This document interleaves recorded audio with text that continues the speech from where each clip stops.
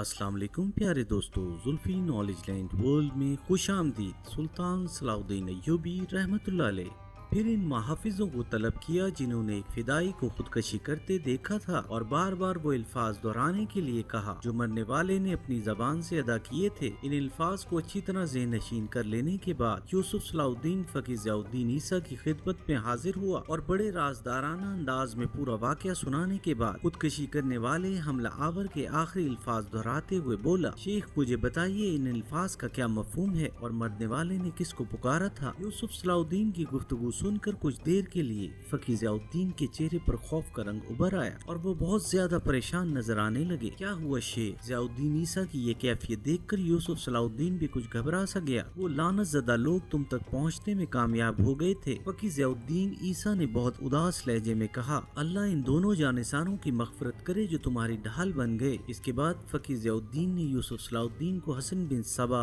इसकी जन्नत और फिदाइन के बारे में सारी तफसीलात बता दी। इस इंकशाफ पर यूसुफ सलाउद्दीन हैरतज़दा रह गया। इसका मतलब है कि मिस्र की सरजमीन पर हसन बिन सबा के पैरोकार मौजूद हैं। यकीनन फ़कीह ज़ियाउद्दीन ईसा ने इस बात पे सर को जुम्बिश देते हुए कहा, ये पुरपेश साजिश और मुनज़्ज़म हमला इस बात का खुला सबूत है, इन्हें कोई रोकने वाला नहीं। यूसुफ सलाउद्दीन ने नफरत आमेज लहजे में कहा, कौन रोके? एक बार फिर फ़कीह ज़ियाउद्दीन ईसा उदास हो गए थे। यहाँ हर बाइख्तियार शख्स अपनी अलग जन्नत बनाए बैठा है और मखलूक खुदा गुमराही के जहन्नुम में जली जा रही है। अब तुम आए हो तो कुछ उम्मीद हो चली है कि शायद ये आग बुझ जाए। इंशाअल्लाह एक दिन बदअकीदगी का ये दोज़ख बुझेगी और मखलूक खुदा इस जन्नत के रास्ते पर चल पड़ेगी जिसका अहले ईमान से वादा किया गया है। यूसुफ सलाउद्दीन ने इंतहाई पुरजोश लहजे में कहा, क्या आप इस सिलसिले में मेरी रहनुमाई कर सकते हैं कि यहाँ हसन बिन सबा के मानने वाले कहाँ कहाँ रहते हैं और इनकी जन्नतें कहाँ कहाँ आबाद हैं? ये लोग बहुत मुनज़्ज़म है इसलिए ज़ेरे ज़मीन रहते हैं। फ़कीह ज़ियाउद्दीन ईसा ने यूसुफ सलाउद्दीन के सवाल का जवाब देते हुए कहा, ये लोग कभी खुलकर सामने नहीं आते, इस कदर मसलहत पसंद होते हैं कि अपनी जरूरतों के मुताबिक अकीदा बदलते रहते हैं। अपने फिरके की हर तरफ से जासूसी करने के लिए हमारी सफ़ों में भी शामिल हो जाते हैं। इंतहा ये है कि हमारे साथ हमारी मस्जिदों में नमाजें भी पढ़ते हैं। कुछ अंदाजा ही नहीं होता कि हमारे बराबर कौन खड़ा है, वो बातनी है या सहीहुल अकीदा मुसलमान। फ़कीह ज़ियाउद्दीन ईसा की गुफ्तगू सुनकर यूसुफ सलाउद्दीन के चेहरे पर शदीद मायूसी के आसार छलकने लगे। इस तरह तो हम जिंदगी भर इस्लाम के दुश्मनों का सुराग नहीं लगा सकता। फ़कीह ज़ियाउद्दीन ने यूसुफ के चेहरे से इसकी दिल शिकस्तगी का अंदाजा कर लिया था, इसलिए फौरन इंतहाई मोहब्बत आमेज लहजे में हौसला देते हुए बोले,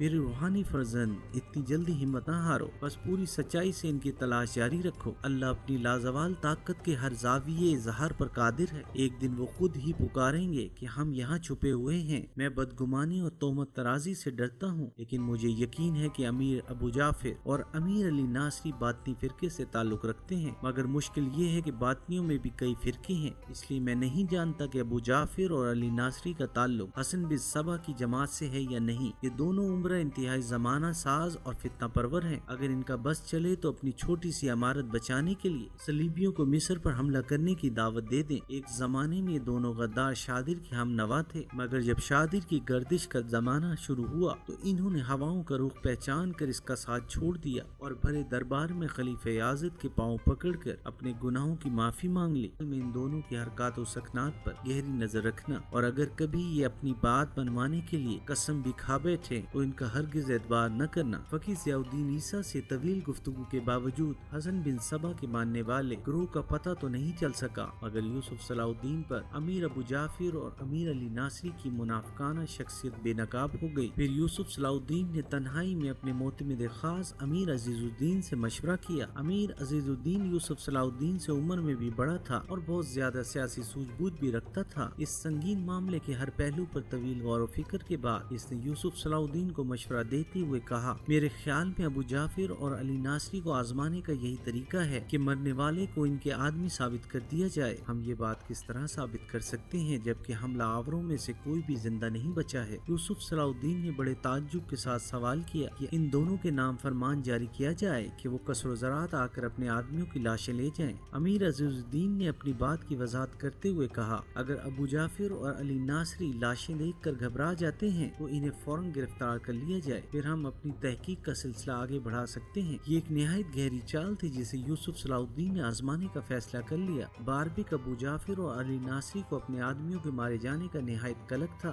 کہ وہ ساحل کے قریب پہنچ گئے تھے، مگر اچانک ایک تند و تیز موج نے انہیں غرق کر دیا تھا۔ اس غم کے ساتھ انہیں ایک خوشی بھی تھی کہ وہ سب کے سب مارے گئے تھے۔ اگر ان میں سے کوئی زندہ بچ جاتا تو یہ خوفناک راز فاش ہونے کا اندیشہ تھا، جس کے نتیجے میں باربک ابو جعفر اور علی ناصری کی زندگیوں کو خطرہ لاحق ہو سکتا تھا۔ پھر جب امیر عزیز الدین کے ذریعے ابو جعفر اور علی ناصری کو یوسف صلاح الدین کا فرمان پہنچا تو کچھ دیر کے لیے دونوں کا رنگ فک ہو گیا۔ پھر انہوں نے بڑی مشکل سے اپنے بکھرتے ہوئے اعصاب پر قابو پایا اور امیر عزیز الدین کو سخت لہجے میں مخاطب کرتے ہوئے کہا، تمہیں یہ جرأت کیسے ہوئی کہ تم ہم جیسے شرفا پر اس طرح الزام تراشی کرو؟ امیر عزیز الدین کو اسی لمحے کا انتظار تھا۔ اس نے اپنے سپاہیوں کو حکم دیا کہ ان دونوں کو گرفتار کر لیا جائے۔ ابو جعفر اور علی ناصری کے محافظ سپاہیوں نے مزاحمت کرنے کی کوشش کی، مگر امیر عزیز الدین کے ساتھ پورا فوجی دستہ تھا۔ مجبوراً انہوں نے ہتھیار ڈال دیے۔ پھر جب خلیفہ عازد نے مصری عمرہ کی گرفتاری کی خبر سنی تو وہ غضبناک ہو گیا اور اس نے قصر و زراعت پہنچ کر یوسف صلاح الدین کو وزارت سے برطرف کر دیا اور اسی وقت مصر سے نکل جانے کا حکم جاری کر دیا۔ ایپیسوڈ 42 اختتام پذیر ہوئی۔